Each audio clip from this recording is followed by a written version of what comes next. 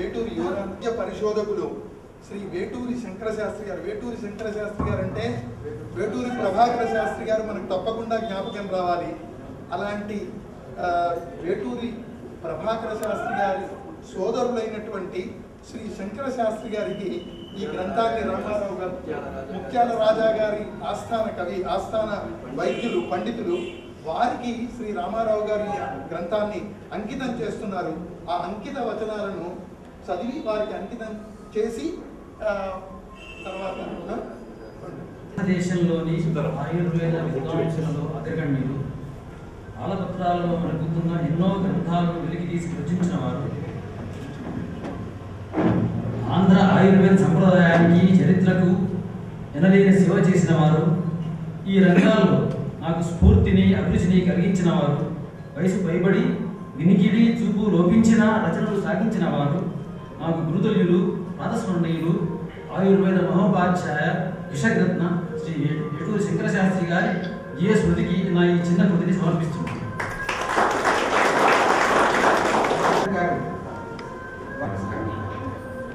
నేను వైద్యుడిని కాను, నాకు ఆయుర్వేదంలో పరిచయం పాండిత్యం లేదు. నేను పరిశోధకుడిని కాను.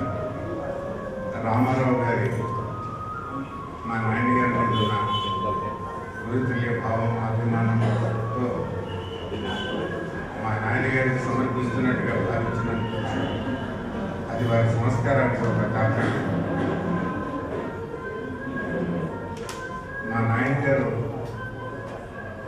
చివరి దాకా ఆయుర్వేదం అంటే ఆయనకి కను చూపు లేకపోయినా చాలా తాపత్రయపడి చేస్తూ ఉండేవారు పని.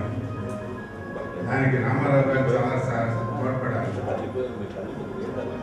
మా నాయనగారు 1989లో గతించారు. ఇప్పటికి 23 ఏళ్ళైంది.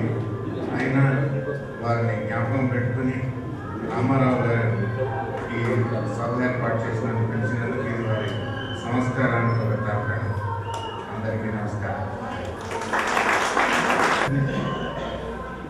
మన విశిష్ట అతిథి శ్రీ రాజారెడ్డి గారు ఈ సందర్భంగా ప్రసంగిస్తారు. రామారావు గారితో నాకు పరిచయం సుమారుగా 30 సంవత్సరాలు అవుతుందనుకుంటాను. వారు హిస్టరీ ఆఫ్ మెడిసిన్ డిపార్ట్మెంట్లో పనిచేసేవారు. అప్పుడు ఒక 2 బుక్స్ ఇచ్చారు. వాటిని ఆ జర్నల్కి రివ్యూ చేయమని అప్పుడే అనుకుంటాను నాకు మొదటిసారిగా రామారావు గారు పరిచయం చేశారు. మీకు అందరికీ తెలుసు, నేనేమో సర్జన్ని, అలోపతిక్ డాక్టర్ని. ఈ మధ్య నేను ఆయుర్వేదం మీద నేర్చుకోవాలని, తర్వాత ఏ విధంగా మన ఆరోగ్యాన్ని ఇంప్రూవ్ చేసుకోవడానికి ఆయుర్వేదం దోహదపడుతుందో అనే విషయాలు నేర్చుకోవడానికి అప్పుడప్పుడు రామారావు గారితో మాట్లాడుకుంటాను. మీకు అందరికీ తెలుసు, మనకు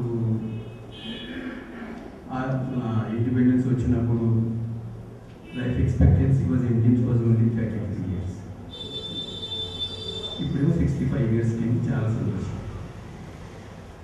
But if you take away the disease portion, suppose sometimes some may be alive, but healthy life expectancy వచ్చే వరకు మన Indians life expectancy is only 53 years and compared to 70-75 years of the Western countries alone. తర్వాత కొన్ని disease ఉన్నాయి, just అర్థం కాని అనమాట. Diabetes మీరు పేపర్లు చూస్తూ ఉంటారు. Every 6th Hyderabad is diabetes, ఈ మధ్య చెప్పడం. తర్వాత ఆ మధ్య ఒక న్యూస్లో సెరెబ్రోవాస్కులర్ డిసీజ్, హార్ట్ డిసీజ్ ఎలానో సెరెబ్రోవాస్కులర్ డిసీజ్ మీద సింపోజియం ఆర్గనైజ్ చేస్తున్నాం. అప్పుడు ఆ స్టాటిస్టిక్స్ చూసేవారికి ఎంత ఘోరంగా ఉందంటే, Indians are 15 times more at risk of developing a stroke than an American, and 6 times more than a Chinese. తర్వాత ఏదైనా ఆన్సర్ ఉందా అలోపతిలో? లేదు అసలు. మీరు అలోపతి చూడండి, నేను సర్జన్ కదా, సర్జరీ అంటే ఏం చేస్తాను, మెదడు ఒకటి ఒక కంటి అయింది, అది డిసీజ్ పార్ట్, దాన్ని ఓపెన్ చేయడం, తర్వాత ఆ డిసీజ్ పార్ట్ తీసేయడం, మళ్ళీ తర్వాత రిపేర్ చేయడం, తర్వాత కూడా ఇదే పని మేము చేసేది. సామాన్యంగా సర్జన్స్ వాడే ఇన్స్ట్రుమెంట్ చాలా కొద్దిగా ఉంటాయి, నైఫ్స్ ఉంటాయి, ఫోర్సెప్స్ ఉంటాయి, తర్వాత సూచరింగ్ మెటీరియల్ ఉంటుంది అన్నమాట. బట్ శస్త్రుడు అయితే ఎప్పుడు 2000 సంవత్సరాల కంటే క్రితం చేసిన ఇన్స్ట్రుమెంట్స్కి ఇప్పటికీ పెద్దగా లేదు. ఏమన్నా లిటిల్ ఫినిషింగ్ అవంతా కొంచెం ఉండాలి, మెటల్ ఇంప్రూవ్ అయింది, ఏదైనా metals are little better something లేదంటే. సో తక్షశిల ఎక్స్కవేషన్స్ దొరికిన instruments exactly the same instruments which are on display in the Takshashila Museum. The instruments which we use are exactly similar to what they were used 2000 years ago. ఇంకోటి ఏమైందంటే 1794లో బ్రిటిషర్స్కి టిప్పుకి యుద్ధమైంది. Tipu soldiers ఏం చేశారు అంటే నలుగురు British సోల్జర్స్ని వాళ్ళు ముక్కు కోసేశారు, చేతులు నరికేశారు. అండ్ బ్రిటిష్ సర్జన్స్ ఉన్నారు, బ్రిటిష్ బిల్ అంతా, none of them knew how to repair the nose. తర్వాత అప్పుడు ఏం చేశారు తెలుసా, 1794 సంగతి, పూనా దగ్గర ఉన్న ఒక ayurvedic doctor was doing this surgery regularly. So British doctors, surgeons went and watched that surgery being done and the nose repair job which was done. And this used to be done for more than 2000 years and so on. కనుక ఇటువంటి కొన్ని విషయాలు. తర్వాత drugs ఉన్నాయి. మొట్టమొదటి drug హైపర్ టెన్షన్కి Serpasil, that is English name అనుకోండి. బట్ సర్పగంధి కంటే మొదలు there was no other drug for treating hypertension ఇండియాలో. తర్వాత బేసిక్ డ్రగ్స్ అన్నమాట. మెదడులో ఒక డిసీజ్ వస్తుంది కాదు పార్కిన్సోన్స్. పార్కిన్సోన్స్ ఎందుకు వస్తుంది? డయాబెటీస్ పేషెంట్స్లో ఇన్సులిన్ సరిగ్గా ప్రొడ్యూస్ కాదు, ప్యాంక్రియాస్లో కనుక డయాబెటీస్ వస్తుంది అని దట్ ఈస్ బేసిక్ అంతే. సిమిలర్లీ ఆ డోపమిన్ ప్రొడ్యూస్ చేసే ఏరియాస్ ఉంది బ్రెయిన్, అవి పని చేయకుంటే ఏంటంటే పార్కిన్సోన్స్ అనే డిసీజ్ వస్తుంది అన్నమాట. అయితే పార్కిన్సన్స్ డిసీజ్ అంటే ఆ డోపమిన్ కనుక్కున్న దానికి నోబెల్ ప్రైజ్ దొరికింది. బాంబే వీళ్ళు ఏం చేశారంటే this Parkinson's patients were being treated by Ayurvedic doctors. So when they extracted that what was the basic ingredient, it was dopamine. So the fellow who invented very recently that was little purified form, but the treatment for that Parkinsonism with that drug was there already in our eyes. And what I face today is we got stuck up now. 60-65 tarvat we are not going further in improving the health of the Indians. Diabetes, vascular disease, so many degenerative diseases ఉన్నాయి. I think answer going to be found in Ayurveda rather than anything in allopathy. తర్వాత ఇటువంటి గ్రంథం అయితే రామారావు గారు తప్పించి ఎవరు రాయాలి?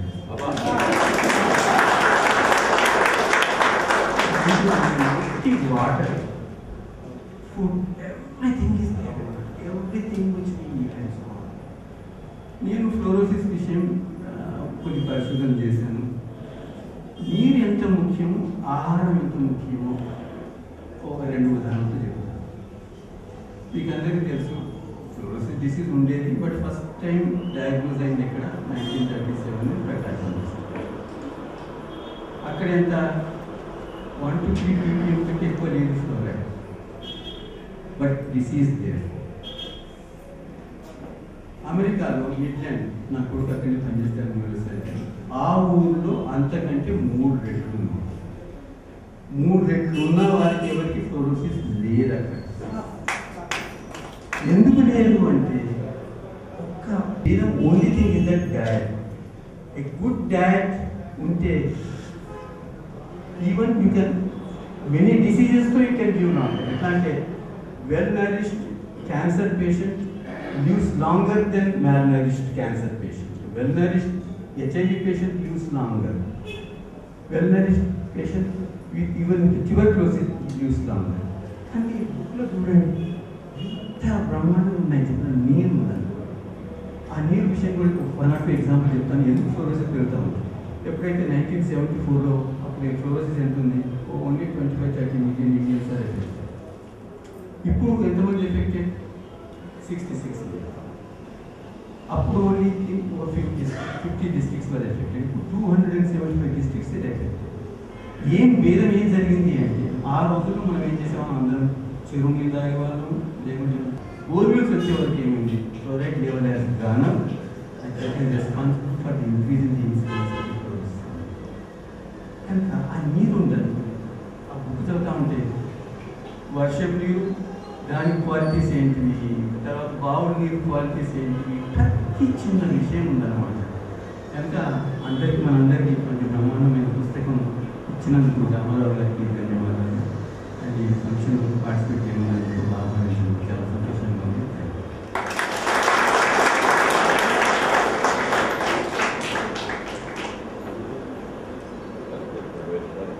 మంచి ఎక్కడున్నా దాన్ని ఆదరించాలి అనేటువంటి ఒక ఉదార స్వభావం ఎవరిలో ఉన్నా కూడా బాగా రాణిస్తుంది. వారు స్వయంగా ఆధునిక వైద్యానికి ప్రతీకగా ఉన్నప్పటికీ ఆయుర్వేద వైద్యం గురించి చాలా గొప్పగా చెప్పారు. వారి సహృదయానికి ధన్యవాదాలు అర్పిస్తూ ఇప్పుడు మన విశిష్ట అతిథి డాక్టర్ శ్రీ లక్ష్మూర్తి గారు తమ భావాలు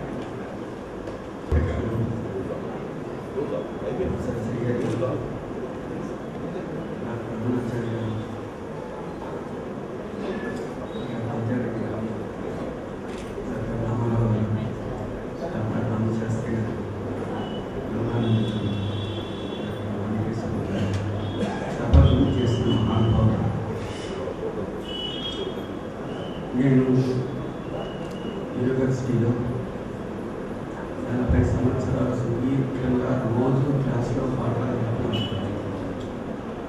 ఉపన్యాసం కావడం కష్టం కాదు, కానీ ఈరోజు మరీ కష్టంగా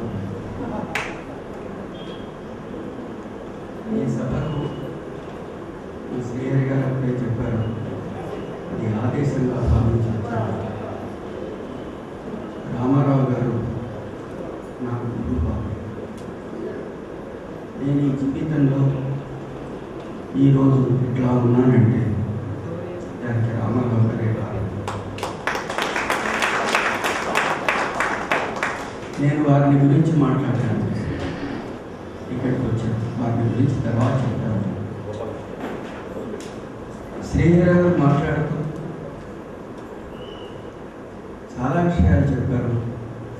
శ్రీహరి భాష్యాంత వైయాకరణి తెలుగులో గొప్ప పరిశోధన చేశాడు. నిఘంటు బృహస్పతి మహామహోపాధ్యాయ బృందం పొందినవాడు. ఆయన హిమాలయ శృంగం ఎత్తినాడు.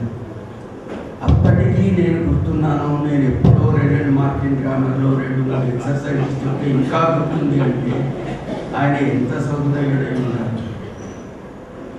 కృతజ్ఞత అంటే అది. శ్రీహరికి నేను చెప్పింది కాదు, ఆయన నేర్చుకున్నది. నేను కొద్దిగా అందిస్తే మొత్తము అర్థమైపోయేదాన్ని. కృత్ తథితం ఇట్లా ఇంగ్లీష్లో ఉంటుంది, వాక్యరచన ఇంగ్లీష్లో సంస్కృతంలో ఇట్లా ఉంటే సత్యలు ఇంగ్లీష్లో ఇట్లా ఉంటుంది అని ఒక వాక్యం చెప్తే ఆయనకు అంతా అర్థమైపోయేది. నేను చెప్పింది ఒక 10-15 రోజులు చెప్పానేమో. అంటే ఆయన ఇప్పుడు నిర్దోషంగా ఇంగ్లీష్ రాయగలరు. అది నా గొప్పతనం కాదు, ఆయన సంస్కృతం గొప్పతనం, ఆయన మేధాశక్తి. శ్రీహరి, నేను, రామారావు 56 ఏళ్ళు చాలా సన్నిహిత మిత్రులుగా ఉన్నాం. 56 ఏళ్ళు నేను ఖచ్చితంగా ఎందుకు చెప్తున్నానంటే, మేము యాక్సిడెంటల్గా మునాల సంస్కృత కళాశాలలో కలిసి, యాక్సిడెంటల్గా, అది ఊరికే అట్లా కాకతాళీయంగా సంభవించిందంటే అది ఏ మధురక్షణమో ఏ అమృతక్షణమో నాకు తెలియదు. కానీ అప్పటి నుంచి ఇప్పటి వరకు మా అవిక్తి టచ్బడ్ అవిచ్ఛిన్నంగా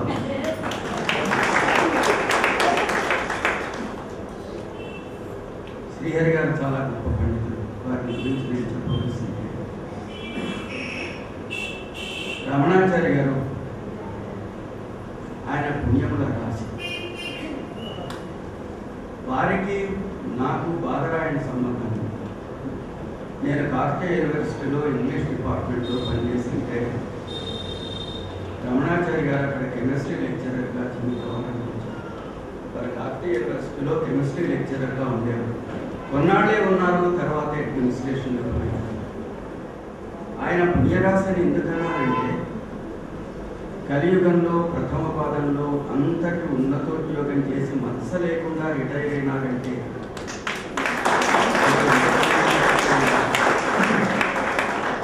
ఎంత బలమై ఉండాలి.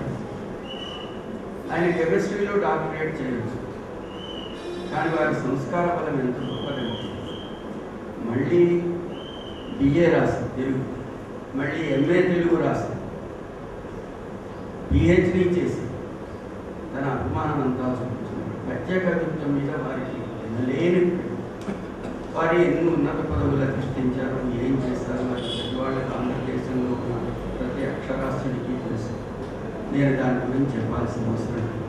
అంతకంటే గొప్ప విషయం ఆయన సాధించిన దానికంటే అన్నిటికంటే గొప్ప విషయం ఏమంటే వారి తండ్రి గారికి ఆయన తనయుడు కావాలి. మాధవాచార్యులు గారు అంటే మీరు నిజమైన తప